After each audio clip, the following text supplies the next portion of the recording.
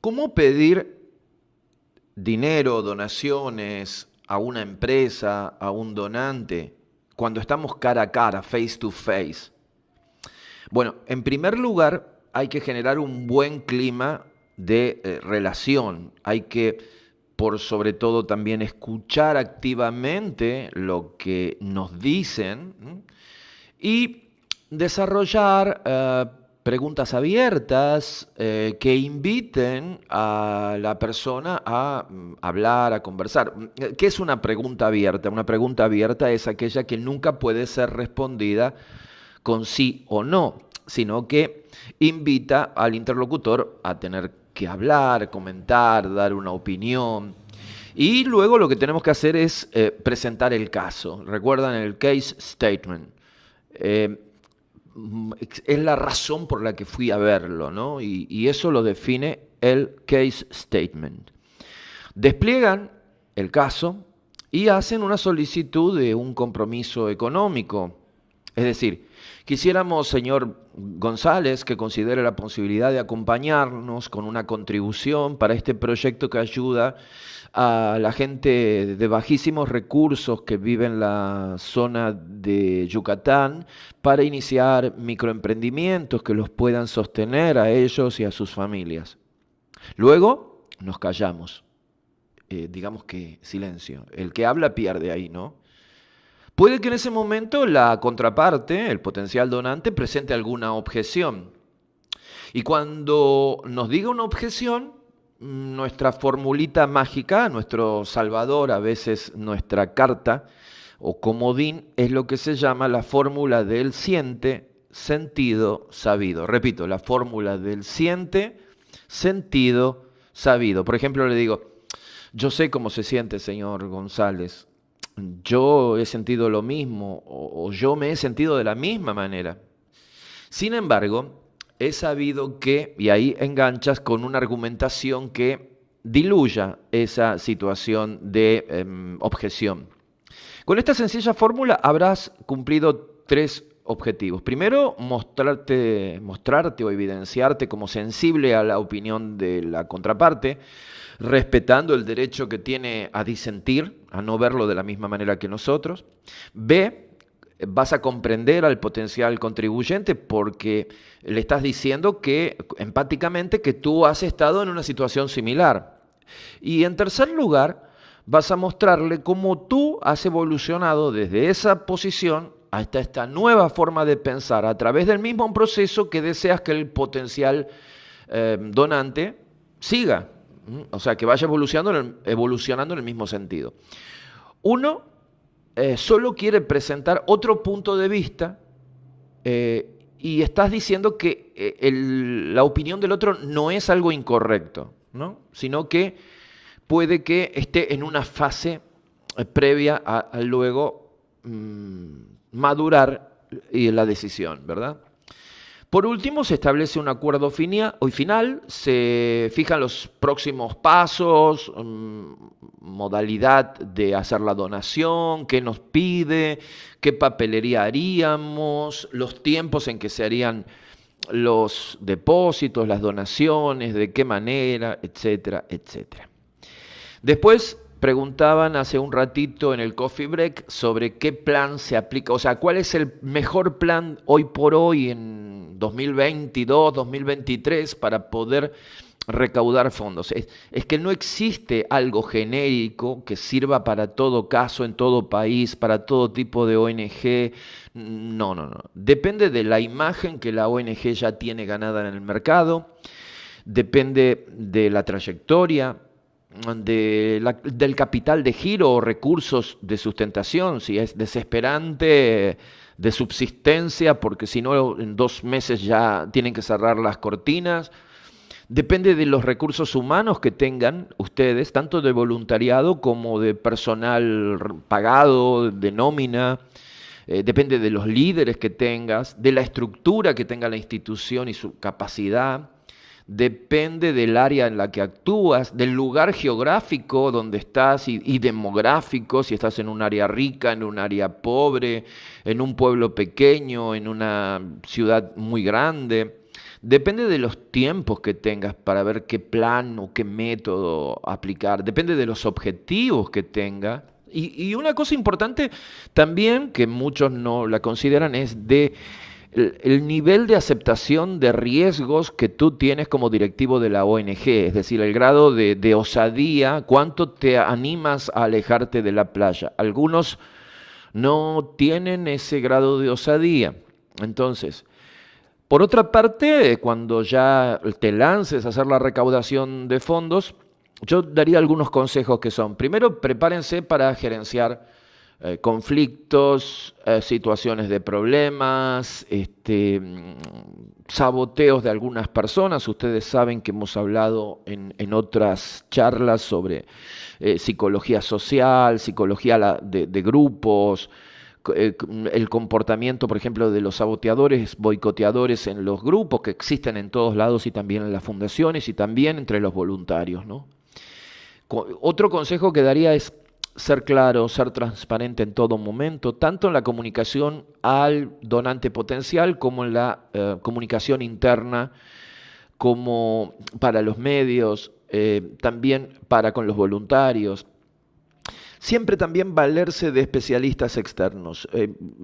Hay mucha gente, muchos expertos, muchos profesionales de altísimo nivel que estarían dispuestos a colaborar ad honorem en dar consejos, training, herramientas para que la fundación pueda ser más eficaz en la recaudación de fondos. Hay que formar esencialmente un buen equipo, para lo cual hay que estar constantemente visitando los medios de comunicación, anunciando, para que se acerque gente que se sienta sensibilizada por lo que hacemos. Luego, con esos equipos de trabajo, capacitarlos y entrenarlos constantemente y no olvidar de delegar tareas en ellos, de confiarle responsabilidades. Delegar y también reconocer a las personas, valorizar el esfuerzo que hacen y dividir las tareas que se le dan a los colaboradores, voluntarios, por el tipo de perfil que tiene cada uno y luego profesionalizarlos también, que no solo colaboren por colaborar y den su tiempo, sino que también la institución se preocupe por hacerlos crecer personal y profesionalmente, aquellos voluntarios que están trabajando con nosotros. Los errores que típicamente se producen cuando salimos a recaudar fondos en FUCAE o en otras instituciones es la falta de apoyo real y decidido de los directivos. Muchas ONGs quieren recaudar fondos, pero no dan un apoyo político fuerte, irrenunciable, completo a todo el personal. A veces no les dan las condiciones mínimas, a veces no le dan, hay gente voluntaria que a lo mejor necesita no solo por ahí un aporte para los viáticos o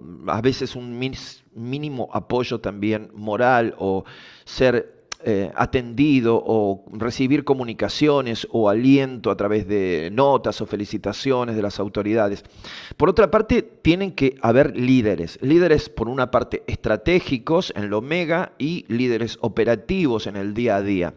Cuidado con cometer el error de nepotismo dentro de la ONG y de la campaña de recaudación de fondos. Es decir, en vez de delegar tareas a la gente más eficiente, a la más competente, delegamos tareas o funciones importantes o relevantes a los amigos, al pariente, al que es condescendiente con el director, con el presidente de la Cámara. Y otro problema, además del nepotismo, es la burocracia. Normalmente cuando una ONG inicia, es muy chiquitita, tiene 6, 7, 10 personas, somos rápidos, dinámicos, nos movemos muy bien, mucha efectividad generalmente, pero cuando empieza a crecer de golpe, se transforma casi en una empresa y se corre el gran riesgo de burocratizarse, de transformarse en una organización elefantiásica, lenta, pesada, con trabas, y eso es algo que muchas veces mata a un proyecto que sea fantástico, ¿no? Otro error típico es la falta de métodos, de técnicas, de procesos profesionales, el manejar la institución casi por intuición, por olfato, sin establecer sistemas técnicos o procesos técnicos. También mata el crecimiento de una ONG y el logro de recaudación de fondos para la misma, la falta de metas o marcar sí metas, pero metas no realistas, ¿no? Otro grave error es preocuparse mucho por la imagen, por lo formal y no tanto por lo esencial, o lo esencial dejarlo en un segundo plano. Muchas veces yo recuerdo campañas de recaudación de fondos que se hace un campeonato de golf, invitan a expresidentes, a figuras de la televisión, etcétera, y aparecen en las revistas, se sacan fotos, etcétera, etcétera. Muy bien, lo formal salió genial, pero en la práctica, ¿cuánto quedó de recaudado? Y a veces es casi nada. Y la esencia, el objetivo, la meta era recaudar fondos. Para todo lo que haga yo en campañas de recaudación de fondos, yo recomendaría que hagamos siempre un prueba piloto, un plan piloto. Probar en pequeña escala primero para ver cómo funciona, probar un plan A en pequeña escala, un plan B, un plan C y luego, el que funciona mejor, hacerlo en forma masiva. Eso lo hacemos, por ejemplo, cuando redactamos una carta o un plan de recaudación de fondos con un speech que va dirigido al donante. Me gusta hacer 2 o 3 modelos completamente diferentes y mandarlo, por ejemplo, a 200 personas cada uno. Y ahí hacemos un testeo y por ahí nos damos cuenta que el tercero es un 70% más generador de respuestas y de donaciones que el primero. Luego hacemos una segunda prueba y si se verifica la tendencia, automáticamente ya sabemos que tenemos que poner toda la carne en el asador con aquella prueba piloto que funcionó mejor. Otro error que mata el éxito de una campaña de recaudación de fondos es la falta de control, de auditoría, de monitoreo en tiempo real, diario. La falta de capacitación al personal también.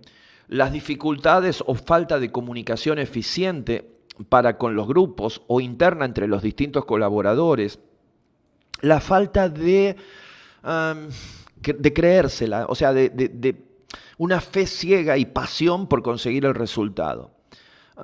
No trabajar con los medios de comunicación, que son digamos, una catapulta importante para que nos conozcan y para que se acerquen donantes o más voluntarios, ¿no? Y olvidarse de la famosa ley de Pareto del 20-80. No nos tenemos que quejar si vemos que de pronto un 20% de nuestros recaudadores de fondos generan el 80% de lo que se recauda, porque eso es así, es una ley natural, la famosa ley de Pareto, ¿no?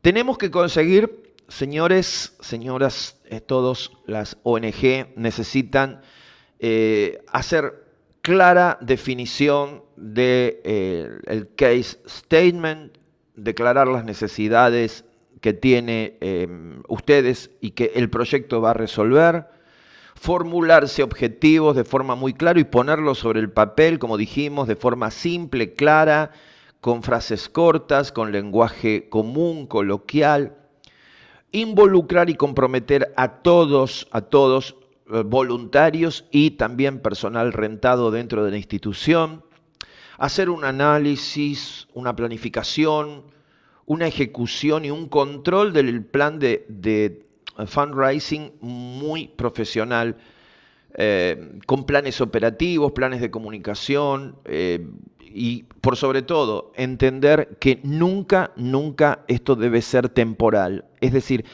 constantemente debemos estar recaudando fondos. A veces es cuando hay una crisis o cuando se necesita para un determinado proyecto que nos juntamos todos y empezamos a hacer un plan para recaudar fondos. En realidad, yo siempre digo que la fundación debería tener un cuartito. Si tenemos un edificio, una casa, tenemos que armar una oficina dentro de esa casa que diga departamento de fundraising y le ponemos, aunque sea una mesa, una silla, una computadora, una impresora y ahí ese área trabaja los 365 días del año, estableciendo estrategias para recaudar, captar fondos, desarrollar donantes.